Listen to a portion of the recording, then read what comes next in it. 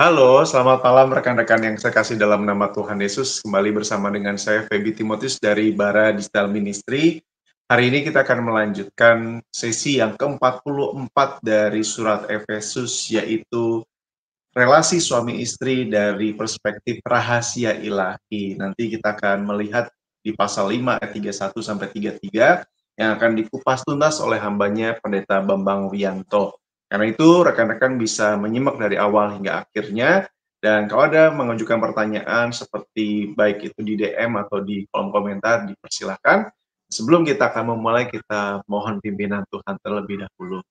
Tuhan Yesus, kami mohon Engkau sendiri yang memberkati kami untuk mengerti, memaknai kebenaran firman Tuhan, dan juga melihat secara khusus kepada kehidupan kami, pribadi lepas pribadi masing-masing, bahkan juga di tengah-tengah keluarga kami. Karena itu, Tuhan memberkati hamba-Mu Pendeta Bambang yang akan menyampaikannya, apa yang sudah beliau persiapkan dalam naungan dan kuasa Roh Kudus. Pemberitaan ini boleh kami terima dengan baik. Terima kasih. Di dalam nama Tuhan Yesus kami bersyukur dan berdoa. Amin. Selamat malam Pak Bambang, saya persilakan Pak. Selamat malam. Kita bersyukur kita berjumpa kembali dan hari ini kita bersama-sama merenungkan tentang relasi suami istri dari perspektif ilahi. Ibu Bapak dan sahabat-sahabat muda, materi malam ini yang akan kita renungkan itu merupakan satu hal yang penting untuk kita bersama-sama hayati dalam kehidupan pernikahan kita. Sebab kita itu hidup di dalam zaman yang serba cepat dan instan ini. Pertanyaan ulang tentang makna dan tujuan pernikahan seringkali muncul dalam benak pasangan keluarga muda. Mari kita menemukan makna dan tujuan pernikahan melalui menggali kebenaran firman Tuhan yang tertulis dalam Efesus pasal 5 ayat 31 sampai 33, di mana kita akan menyelami pernikahan Kristen di mata Tuhan lebih dari sekedar ikatan manusiawi antara dua individu. Sebab ada rahasia ilahi yang diungkapkan melalui perikop ini. Dan gambaran pernikahan yang diungkapkan di dalam Efesus pasal 5 ayat 31 sampai 33 merupakan satu gambaran pernikahan yang sedemikian indah. Dan dalam kehidupan kita ini, itu kehidupan pernikahan kita dikaitkan dengan hubungan antara Kristus dengan jemaatnya. Melalui perikop ini kita akan menyelami rahasia ilahi yang besar ini, yang tidak ditemukan di dalam dunia ini. Mari kita bersama-sama menelusuri dan memahami rahasia ilahi ini, agar setiap keluarga, khususnya keluarga muda, itu mengalami kehadiran Kristus secara nyata melalui pernikahan yang dipersatukan di dalam Kristus. Mari kita akan bersama-sama membaca di dalam Efesus pasal 5 ayat 31 sampai 33. Sebab itu laki-laki akan meninggalkan ayah dan ibunya dan bersama dengan istrinya, sehingga keduanya itu menjadi satu daging. Rahasia ini besar, tetapi yang aku maksudkan ialah hubungan Kristus dan jemaat. Bagaimanapun juga bagi kamu, masing-masing berlaku, mengasihi istrimu seperti dirimu sendiri, dan istri hendaklah menghormati suaminya. Ibu bapak dan sahabat-sahabat muda, ayat 31, sebab itu laki-laki akan meninggalkan ayah dan ibunya dan bersama-sama dengan istrinya, sehingga keduanya menjadi satu daging. Itu merupakan satu pernyataan di dalam Kejadian pasal 2 ayat 24. Jadi Paulus mengutip Kejadian pasal 2 ayat 24. Nah, pernyataan di dalam Kejadian pasal 2 ayat 24 merupakan satu pernyataan fundamental dalam Perjanjian Lama mengenai rencana Allah untuk pernikahan Kristen. Ini harus kita hayati. Mengapa Paulus itu menuliskannya? Karena dia yakin Kejadian pasal 2 ayat 24 itu merupakan pernyataan fundamental dalam Perjanjian Lama mengenai rencana Allah untuk pernikahan Kristen. Ibu bapak dan sahabat-sahabat muda, oleh karena itu sangat menarik sekali bahwa di dalam ayat 31 itu sangat berkaitan dengan Kejadian pasal 2 ayat 24, Bapak Ibu, di dalam konteks surat Efesus itu merujuk kepada kesatuan Kristus dengan jemaatnya. Jadi sekali lagi, Kejadian pasal 2 ayat 24 itu pernyataan fundamental, tetapi pernyataan fundamental ini kalau kita kaitkan dengan apa yang menjadi isi dari Efesus pasal 5 ayat 31 sampai 33, itu merujuk pada pernikahan Kristen kepada kesatuan Kristus dengan jemaatnya. Ibu bapak, ada kata satu daging di dalam Efesus pasal 5 ayat 31 tadi. Kata satu daging itu sebagai satu kesatuan Kristus dengan gerejanya. Tadi sudah saya katakan. Kesatuan Kristus dengan jemaatnya, itu yang menggambarkan pernikahan Kristus. Oleh karena itu, kata satu daging di dalam konteks Efesus pasal 5 ayat 31, itu mengacu kepada kesatuan yang tidak terpisahkan. Dalam konteks kitab Efesus menggambarkan kesatuan di mana Kristus dengan gerejanya menjadi satu dalam hubungan yang kudus dan abadi.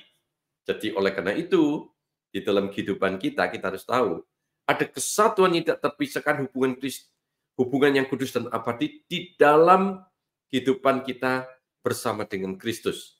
Nah, oleh karena itu, di dalam kehidupan kita harus mengenal, ini mengacu pada kesatuan yang tidak terpisahkan. Oleh karena itu, dalam setiap janji nikah dikatakan kita harus mengasihi istri, mengasihi suami kita, dalam satu kesatuan tidak terpisahkan kecuali maut yang memisahkan kita. Ibu bapak dan sahabat-sahabat muda, pemahaman inilah yang dimaksudkan oleh Paulus. Satu rahasia yang besar. Satu rahasia yang besar. Yang kalau kita boleh melihat, itu benar-benar tertuliskan Bapak Ibu di dalam Efesus pasal 5 ayat 32. Rahasia ini besar, tetapi yang aku maksudkan ialah hubungan Kristus dan jemaatnya.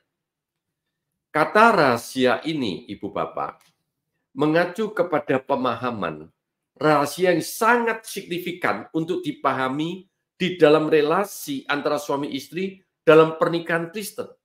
Satu rahasia yang sangat besar dan dalam ini itu benar-benar merupakan satu dasar pernikahan Kristen.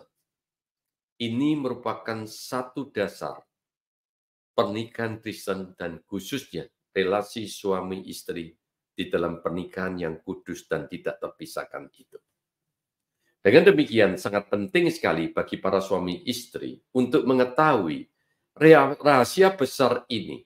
Kita harus bukan hanya mengetahuinya, tapi kita menghidupinya dalam kehidupan suami istri, agar kehidupan rumah tangga kita itu penuh dengan damai sejahtera ilahi, yang merupakan sumber keharmonisan dan sukacita bagi suami istri. Ibu bapak, di dalam bagian ini, meskipun teks ini memberikan perdebatan yang cukup panjang antar para penafsir Alkitab, namun tidak menyurutkan hati kita untuk memahami rahasia besar ini.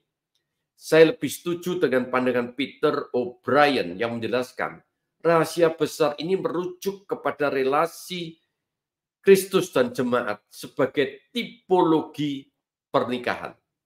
Apa arti tipologi?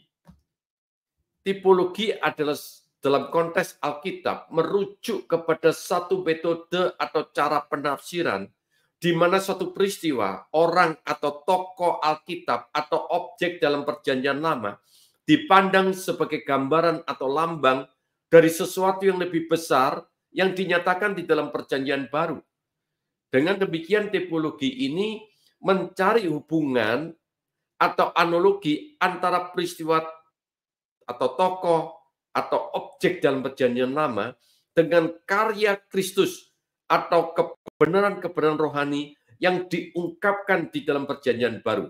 Misalnya Musa sebagai pemimpin bangsa Israel. Musa sebagai pemimpin Israel yang membebaskan bangsa Israel dari perbudakan di Mesir dianggap sebagai tipologi dari Yesus Kristus yang menyelamatkan umatnya dari dosa melalui kematian dan kebangkitannya.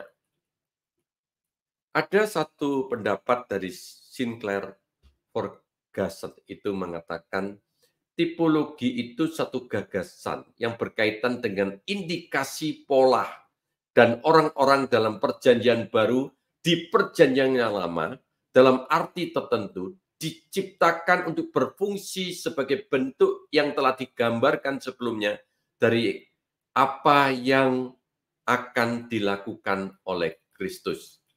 Nah, Sinclair Ferguson memberikan contoh. Adam adalah salah satu contoh jelas dari tokoh perjanjian lama yang disebut sebagai gambaran Kristus. Dia adalah kepala umat manusia. Dia mewakili kita. Kita jatuh dalam dosa karena kaitannya dia mewakili umat manusia. Karena dia juga telah jatuh di dalam dosa. Nah, lalu kemudian di mana hubungannya dengan Kristus?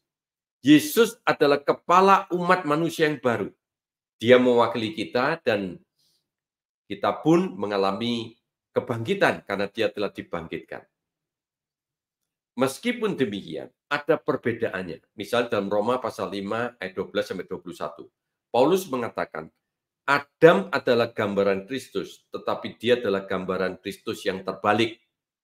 Kenapa? Karena Adam itu jatuh dalam dosa, sedangkan Kristus tidak jatuh di dalam dosa.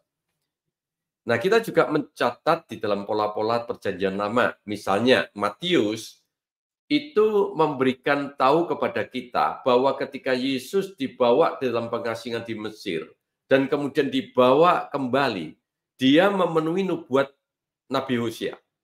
Dari Mesir aku memanggil anakku, Hosea pasal 11 ayat 1, dan kalau dalam kitab Matius pasal 2 ayat 15. Hosea berbicara tentang cara Allah memanggil Israel anaknya keluar dari Mesir.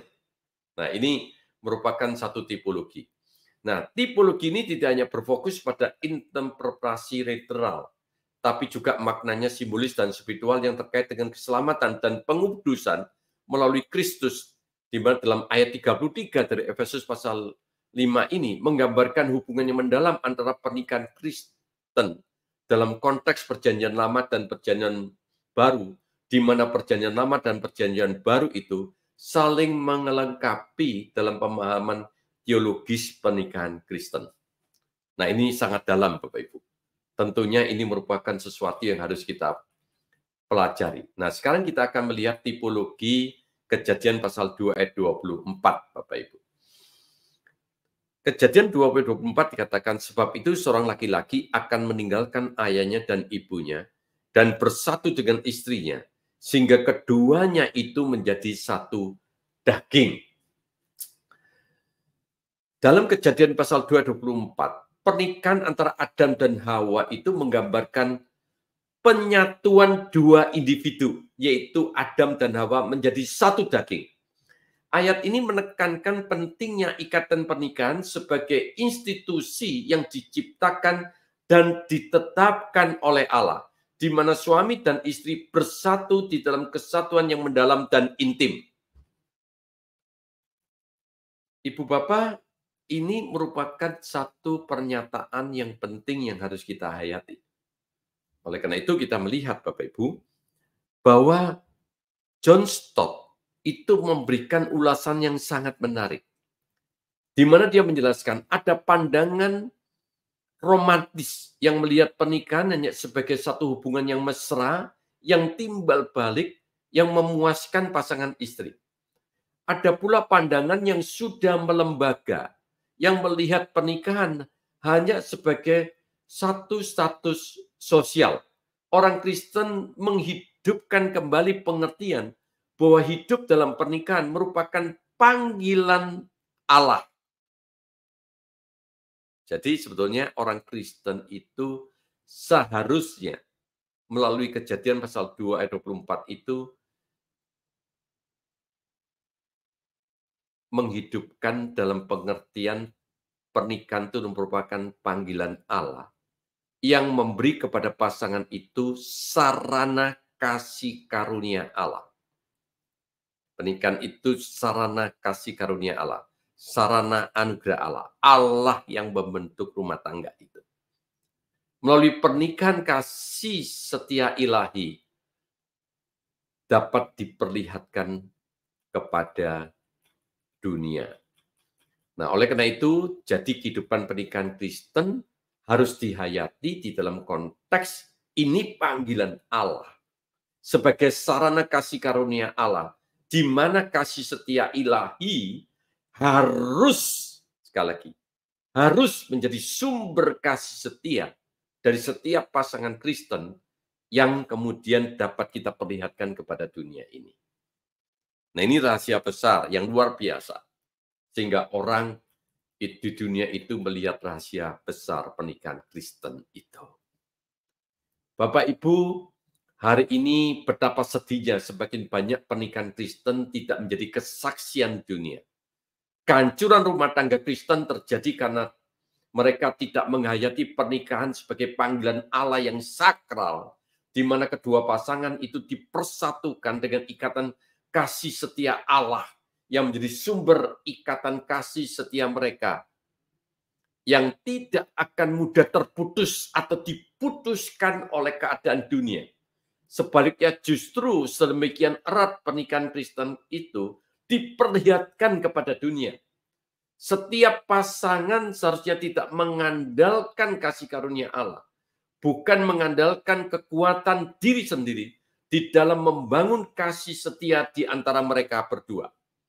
Karena kita sudah diberikan kasih karunia Allah, yaitu kasih setia ilahi yang mengikatkan kita di dalam pernikahan kita yang kudus ini. Dalam kaitan rahasia ini dalam pernikahan Kristen, maka O'Brien itu mengatakan, secara mendasar istri adalah tubuh suami mereka sendiri. Jadi secara mendasar istri adalah tubuh suami mereka sendiri. Kita sudah belajar Bapak Ibu di dalam 2 episode yang lalu. Karena dalam Kejadian pasal 2 ayat 24 itu menyatakan bahwa pernikahan itu membuat suami dan istri itu menjadi satu daging. Ya, ini merupakan satu pengertian yang sangat dalam sekali Bapak Ibu. Nah, ada seorang yang bernama Raymond Ortlund itu mengutip yang dikutip oleh O'Brien menjelaskan, penegasan Paulus ini kita adalah anggota tubuhnya dan pernyataan di dalam kitab Pentateuch yaitu dalam Kejadian pasal 2 ayat 24 sehingga keduanya menjadi satu daging. Itu menunjukkan satu pengajaran yang begitu memesona hati setiap orang. Bukan hanya orang Kristen, tapi seharusnya ini mempesona hati setiap orang di dunia. Ini merupakan satu gambaran tipologi yang begitu luar biasa. Oleh karena itu Raymond Ortlund ini mengakui bahwa Efesus pasal 5 ayat 31 sampai 33 memberikan pengajaran yang begitu mempesona. Sekarang pertanyaan kita Bapak Ibu. Di mana pengajaran itu begitu mempesona kita? Bapak Ibu, mari kita melihat di dalam satu aspek yang penting yaitu tipologi Efesus pasal 5 ayat 31 sampai 33. Efesus pasal 5 ayat 31 sampai 3 itu mengutip Kejadian pasal 2 ayat 24. Untuk menekankan bahwa pernikahan adalah gambaran hubungan antara Kristus dan jemaat. Ini menunjukkan bahwa pernikahan bukan hanya tentang hubungan fisik, tapi juga hubungan spiritual yang mendalam antara Kristus sebagai mempelai laki-laki dan gerejanya umatnya sebagai mempelai perempuan. Di mana Kristus meninggalkan rumah surgawinya datang ke dunia untuk menyatukan dirinya dengan gerejanya melalui pengorbanannya di atas kayu salib. Pengorbanan ini melukiskan kasih Kristus yang digambarkan di dalam Efesus pasal 3:18, menunjukkan betapa lebarnya dan panjangnya dan tingginya dan dalamnya kasih Kristus. Luar biasa Bapak Ibu ya. Dan sahabat-sahabat muda, ini merupakan satu gambaran Alkitab yang begitu mempesona kita. Di mana Kristus meninggalkan rumah surgawinya datang ke dalam dunia untuk menyatukan dirinya dengan gerejanya melalui pengorbanannya di atas kayu salib. Luar biasa sekali. Hal ini mengingatkan Bapak Ibu kepada Efesus pasal 5 ayat 25, di mana Kristus meninggalkan kemuliaannya untuk menyelamatkan umatnya, dan suami diharapkan untuk mengasihi istrinya dengan penuh pengorbanan yang penuh kasih seperti Kristus. Inilah yang disampaikan di dalam ayat 33. Bagaimanapun juga bagi kamu, masing-masing berlaku mengasihi istrimu. Kita harus mengasihi istri sebagaimana Kristus mengasihi jemaatnya. Dia meninggalkan rumah surgawinya dengan penuh pengorbanan, mati di atas kayu salib demi umatnya, demi saudara dan saya dan gerejanya sebagai mempelai wanita. Dan bagaimanakah ini diterapkan di dalam kehidupan seorang istri? Di dalam ayat 23 dikatakan, dan istri dalam menghormati suaminya. Istri sebagai gambaran umat Tuhan, gereja Tuhan.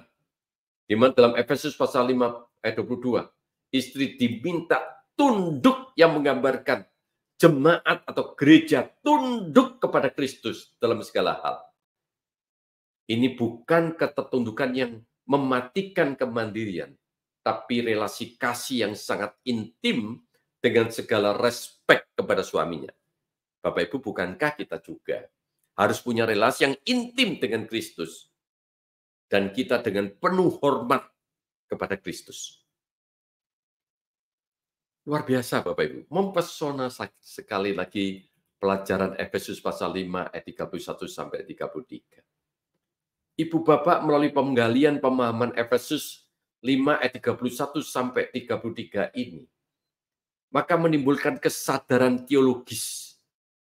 Sekali lagi, menimbulkan kesadaran teologis kepada kita, dan di mana John Stott itu menggambarkan demikian dalam. Memberi diri, baik suami maupun istri, kepada pasangan hidupnya, berarti mengenal kualitas diri orang itu. Ya, Kristus mengasihi kita. Dia memberikan dirinya kepada kita karena dia mengenal kualitas diri kita sebagai orang berdosa. Bapak Ibu, kita juga mengenal kualitas diri pasangan hidup kita. Ya, tentu semua kebaikan dan keburukannya sudah kita tahu bagaimana kualitas diri itu. Dan penyerahan diri ini, menurut John Stott, dilakukan guna memungkinkan pihak menerima, yaitu suami atau istri kita, penerima hormat kita, penerima kasih kita, dapat lebih mantap mengembangkan kepribadiannya dalam arti yang positif. Jadi John Stott mengatakan, menghilangkan diri sendiri kita sendiri. Maksudnya gini, kita mengasihi istri kita sampai mengorbankan diri kita sendiri, menghilangkan diri kita sendiri. Dan juga kita menaruh hormat suami kita sampai kemudian kita harus menundukkan diri. Yang digambarkan oleh John Stott, menghilangkan diri sendiri supaya orang lain, itu pasangan hidup kita, memperoleh dirinya. Itulah inti amanat Kristus. Ini inti amanat Kristus di dalam pernikahan. Dan itulah juga inti relasi suami dan istri. Bila suami mengasihi istrinya dan istri tunduk kepada suaminya, itu berarti masing-masing berupaya supaya pasangan dapat berkembang menuju kualitas diri yang semakin lebih baik.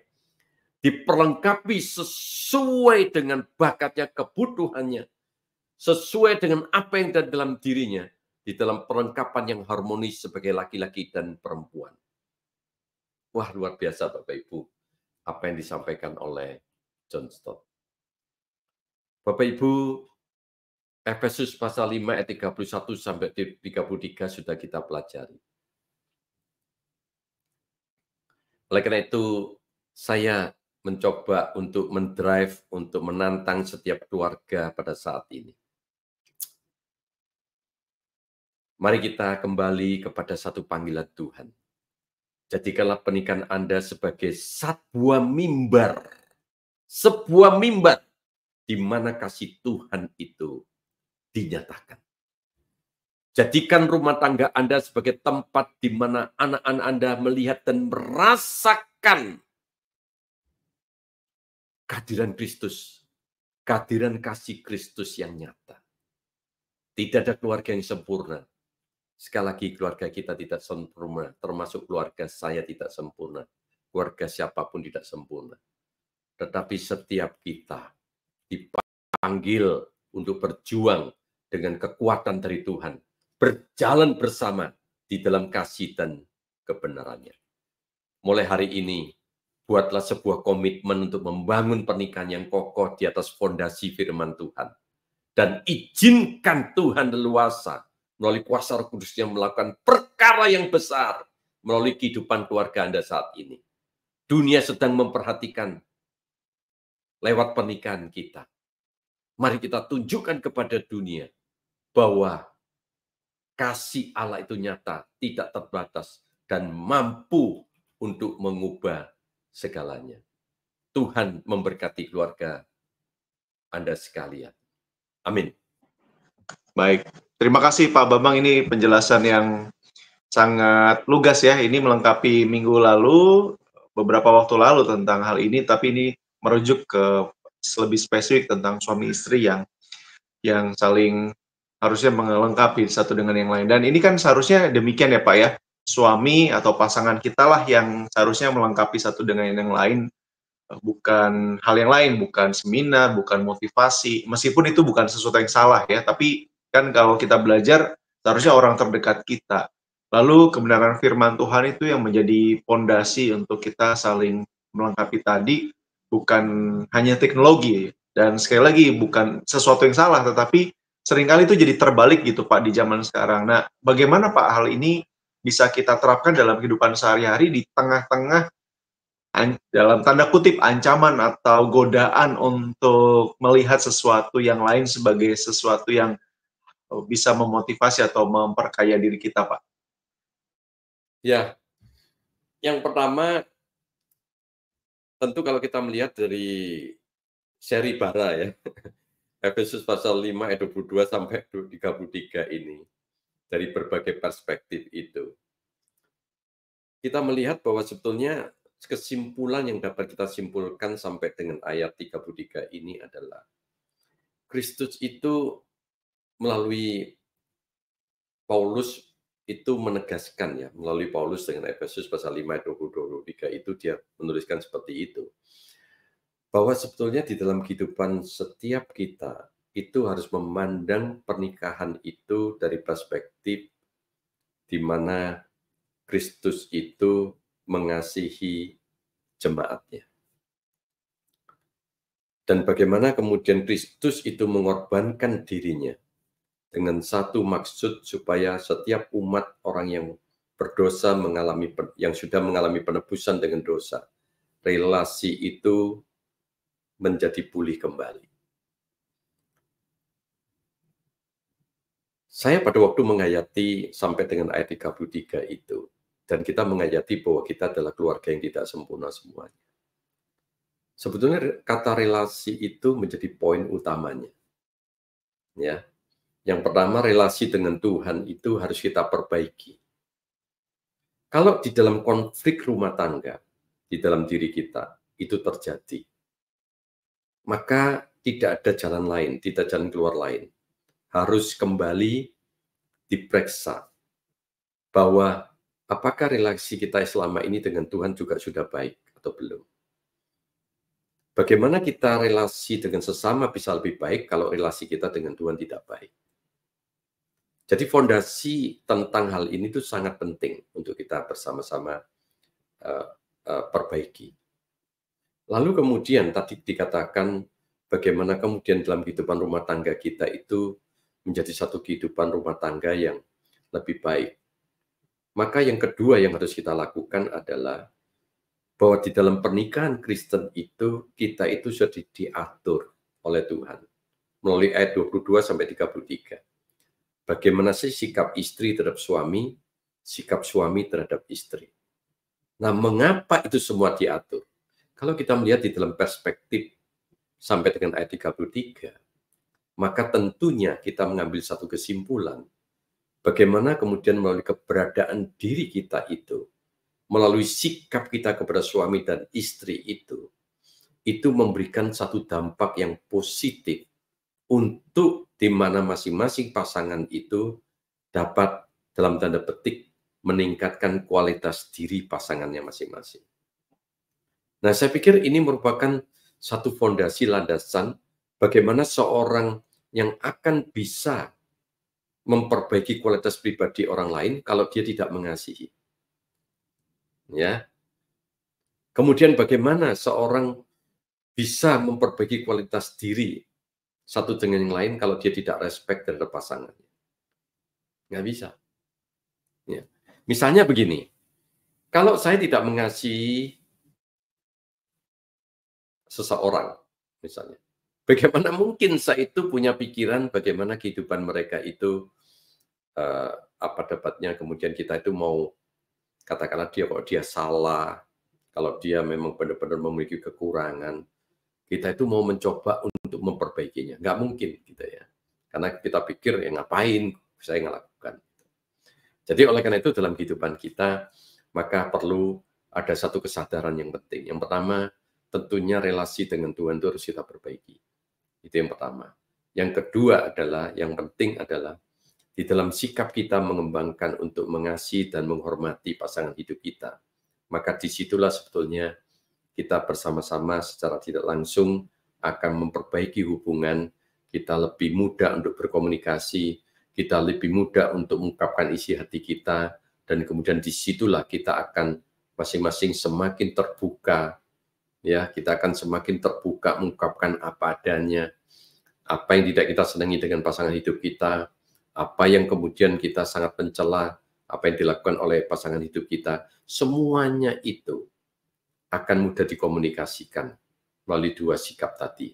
Dan itu membuat kita akan dapat memperbaiki kualitas pribadi orang lain. Dan itu yang membuat orang dunia akan melihat keluarga Kristen itu satu keluarga Kristen yang sungguh-sungguh memberikan teladan bagi mereka. Demikian, Pak. Baik. Terima kasih, Pak. Lalu pertanyaan selanjutnya ini pasti juga menolong kita nih, Pak, ketika Pak Bambang tadi menjelaskan ya. Nah, pertanyaannya kan begini, Pak. Mungkin orang akan berpikir, setiap kita yang mendengar, nah jangankan jadi saksi yang baik, Pak Bambang, begitu ya. Wong hidup saya aja sekarang ini sangat-sangat berantakan, gitu ya. Ini nih base-nya atau basic-nya itu belum dibenerin bagaimana menjadi saksi. Nah, apa yang perlu dilakukan atau apa yang bisa dilakukan oleh suami istri yang menghadapi situasi-situasi rumah tangga yang seperti ini, Pak? Ya, saya itu senang dengan ungkapan Rasul Paulus. Di antara semua rasul, akulah orang yang paling berdosa. Kalau kita itu benar-benar dalam relasi suami kita itu hancur berantakan, Bapak Ibu. Mengapa sih itu terjadinya? Karena kesombongan kita. Kita seolah lebih baik dari pasangan hidup kita.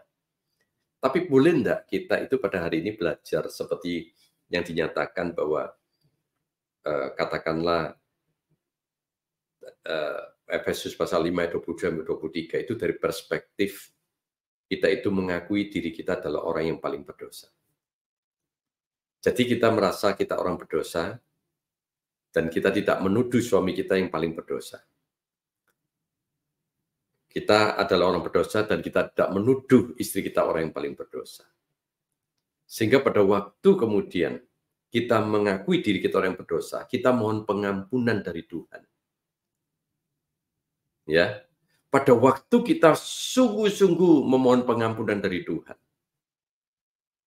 maka disitulah akan terbit dalam tanda petik di dalam hati kita rela untuk mengampuni pasangan hidup kita. Amin, Pak Febi.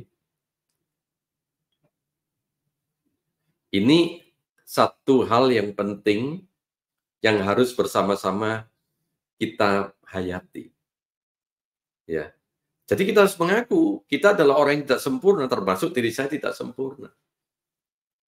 Kita mengaku bahwa kita orang berdosa, sehingga pada waktu pertengkaran itu hebat, kemudian kita sudah saling melukai hati orang lain, melukai hati pasangan kita, masuklah kamar, dan kemudian berlututlah, Tuhan, aku tahu aku adalah orang yang paling berdosa. Aku mohon pengampunanmu. Yang kedua, Rasul Paulus sudah menyampaikan dalam Efesus pasal 5 ayat 22 sampai pasal 30. Dia sudah menegaskan dengan begitu jelas di dalam diri kita. Yaitu apa?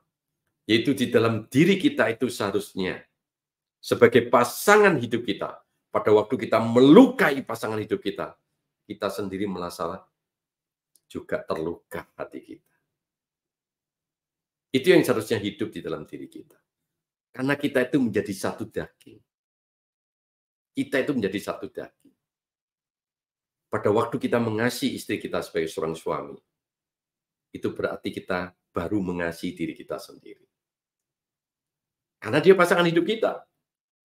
Kalau kita menghormati suami kita, kita menundukkan diri kepada suami kita, disitulah kita juga melihat bagaimana kemudian nantinya suami juga akan merasakan bahwa istrinya itu adalah orang yang terhormat. Karena kita adalah satu daging, satu pasangan. Nah, oleh karena itu kepada pasangan hidup yang saat ini sedang hancur berantakan, saya hanya memberikan 2 tip aja. Yang pertama, akuilah diri Anda sebagai orang yang paling berdosa. Itu harus ada. Tanpa ada kita mengakui seperti itu, kehidupan rumah tangga Anda akan semakin hancur berantakan. Dan mintalah pengampunan dari Tuhan. Dan disitulah mohon, kalau kita sudah menerima pengampunan dari Tuhan, kita mohon Roh Kudus yang memampukan kita mengampuni pasangan hidup kita. Yang kedua, Anda menyakiti pasangan Anda. Itu berarti Anda telah menyakiti diri Anda sendiri. Demikian Pak Febi, jawaban saya. Wah, ini pesan yang kuat ya Pak, ya dalam setiap kelemahan kita sebagai suami istri, tapi kasih Kristus dan penerimaan satu dengan yang lain, dan tidak memandang rendah satu dengan yang lain, itu yang jadi yang seringkali mungkin terlupakan gitu ya. Orang pada akhirnya maunya beres, maunya harusnya berjalannya dengan baik, tapi waktu lihat belum hal-hal yang tadi Pak Bambang sampaikan, jangan-jangan itu terlewat sehingga oke mungkin keadaannya baik, tapi satu kali nanti kalau ada pemicu ya jadi kembali lagi. Jadi terima kasih Pak Bambang, ini sangat praktis buat kita semua renungkan. Bisa jadi pelajaran buat suami dan istri di malam hari ini. Kalau suaminya belum mendengar, bisa share video ini supaya beliau juga mendengar atau sebaliknya. Jadi kita mau bertumbuh bersama-sama, dan malam hari ini saya persilakan Pendeta Bambang kalau ada closing statement dan menolong kita menutup dalam doa Pak. Saya dengan Pak Febi juga bukan keluarga yang sempurna, Bapak Ibu. Tapi kita berupaya menuju apa yang benar-benar menjadi landasan firman Tuhan dalam kehidupan pernikahan kami. Dan tentunya saya dengan Pak Febi sebagai sama-sama rohaniwan ingin memberikan kepada Bapak Ibu dan sahabat-sahabat muda dan khususnya keluarga-keluarga muda satu hal saja, yaitu apa?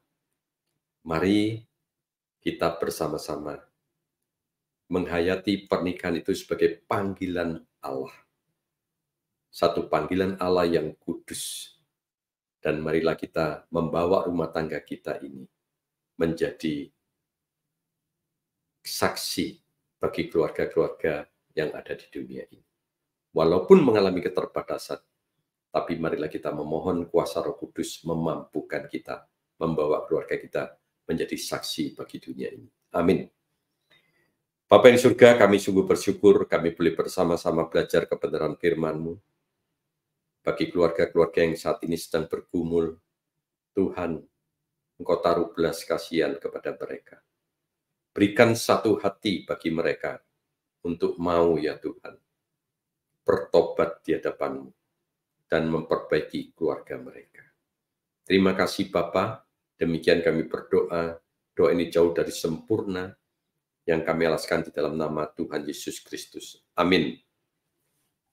Amin. Sekali lagi terima kasih Pak Bambang malam hari ini sudah menjadi salam berkat buat kita semua.